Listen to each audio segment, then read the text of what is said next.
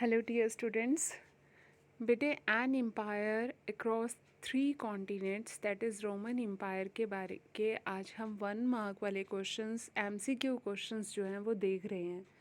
पीछे हम ये चैप्टर ख़त्म कर चुके हैं, तो इसके 1 मार्क वाले क्वेश्चंस आप देखते हैं। तो सबसे पहले बेटे क्वेश्चन है इम्फोरा क्या था। ठीक है, व्हाट वर इम्फोरा। ये पूछ रहा है कि क्या था, एक प्रकार की सेना थी, कंटेनर था, या कोई जिला प्रशासक था, या इनमें से कोई भी आंसर नहीं है। ए टाइप ऑफ आर्मी थी, ए टाइप ऑफ कंटेनर था, ए टाइप ऑफ डिस्ट्रिक्ट एडमिनिस्ट्रेटर था, या नन ऑफ द अबव। तो आप इसका रिप्लाई लिखोगे ए टाइप ऑफ कंटेनर था, जिसके अंदर ये वाइन वगैरह रखा करते थे। तो इसके बाद नेक्स्ट क्वेश्चन है कि रोमन साम्राज्य में ईसाई धर्म को आधिकारिक धर्म बनाने वाला राजा कौन था। बहुत इंपॉर्टेंट क्वेश्चन है ये कि रोमन साम्राज्य में ईसाई धर्म को किसने कहा था कि ये ऑफिशियल रिलीजन होगा। सिकंदर था, ऑगस्टस था, कॉन्स्टेंटाइन था, या नीरो था। तो इसका बेटे आंसर सी होगा। ठीक है, the emperor who made Christianity the official religion in the Roman Empire Alexander था, ऑगस्टस था, या जो था कॉन्स्टेंटाइन था, या नीरो था। तो आप इसका जवाब दोगे कॉन्स्टेंटाइन था।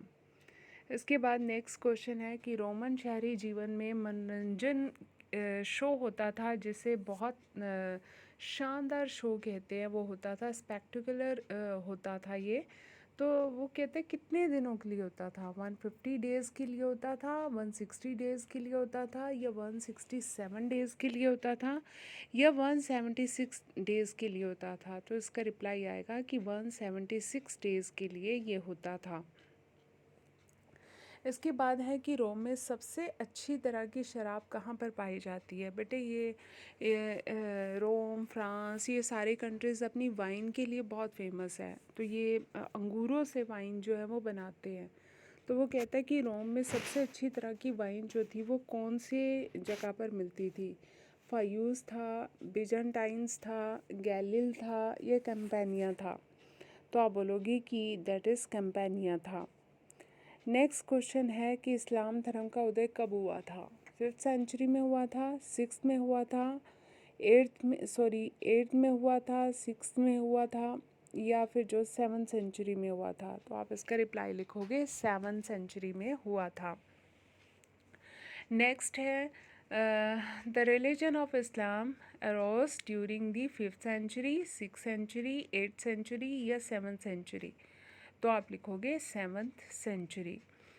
इसके बाद है कि ईसाई धर्म रोमन साम्राज्य का राजकीय धर्म कब बन गया।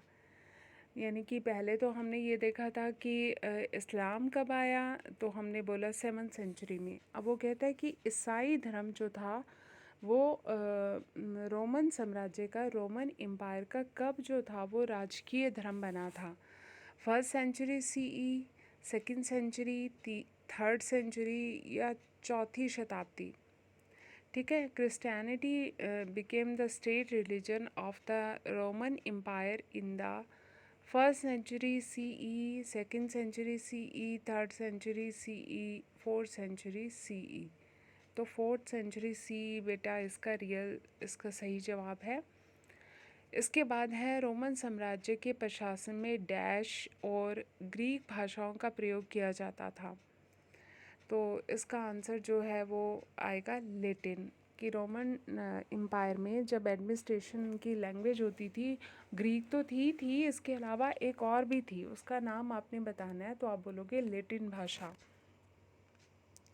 इसके बाद है कि दैट इज़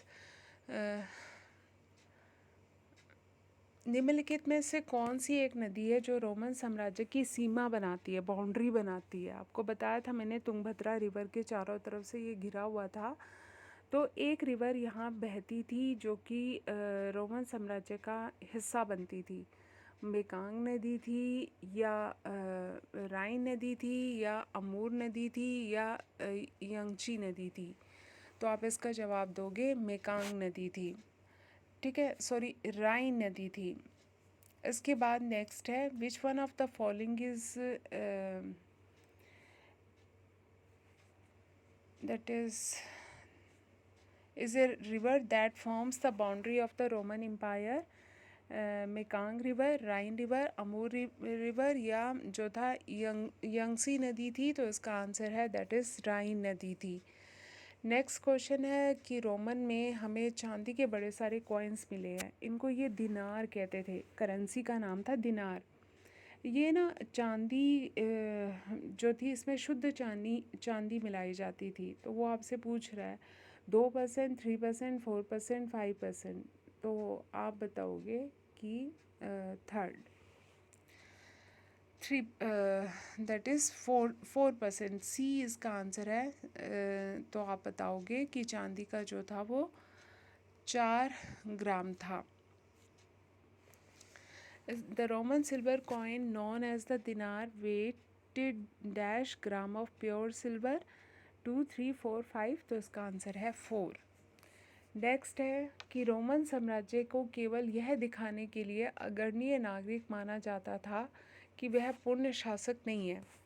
अब वो राजा का नाम बताना है जिसने ये कहा था कि मैं प्रथम नागरिक हूँ स्टेट का और मैं पूरी तरह से राजा नहीं हूँ। यानी तो आप बोलोगे कि ऑगस्टस था, कॉन्स्टेंटाइन था, गैलियनस था या टेबीरियस था, तो आप इसका आंसर दोगे ऑगस्टस था। इसके बाद है Roman ruler dash was considered as the leading citizen only to show that he was not the absolute ruler, तो इसका जवाब क्या आएगा बेटे, दैट इज़ कॉन्स्टेंटाइन, सॉरी इसका नाम है ऑगस्टस। नेक्स्ट है सेंट ऑगस्टाइन उत्तरी अफ्रीका शहर के बिशप थे, पादरी थे, तो वो उनका नाम जो था वो क्या था, कुछ कौन से एरिया के थे, तो इसमें एनाबा, अल्जीरिया, हैप्पी न्यू जो था न्यूमीडिया था, तो आप इसका रिप्लाई करोगे हिप्पी। ठीक, तो Saint Augustine was bishop of the North African city. ठीक, तो इसका नाम एमोबा, अल्जीरिया, हिप्पो। ठीक है, तो इसका आंसर आएगा हिप्पो।